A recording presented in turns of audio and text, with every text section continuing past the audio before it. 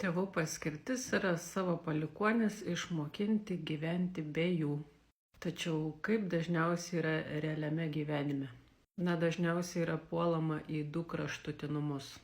Tai yra arba labai persirūpinama savo vaikais, taip pat atimant savarankiškumą, arba yra labai vadovaujama savo vaikams, laužant juos morališkai ir siekiant to, kad jie paklustų savo tėvams ir būtų patogus.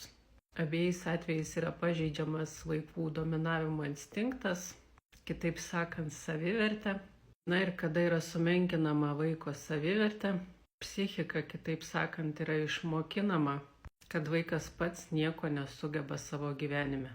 Taip jie jaučiasi. Ir kad jie nieko negali padaryti patys be kitų žmonių.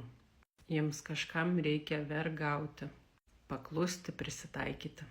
Taigi, jeigu šiame video atpažinote save ir savivertė jums gyvenime kiša koją, vieniems per finansus, kitiems per santykius, kitiems per sveikatą, kitiems gali būti, kad per visas 3 sritis, tai registruokitės pirmai nemokamai konsultacijai ir aš jums parodysiu būtent jūsų pasąmoninės programas, dėl kurių jūs turit menką savivertę.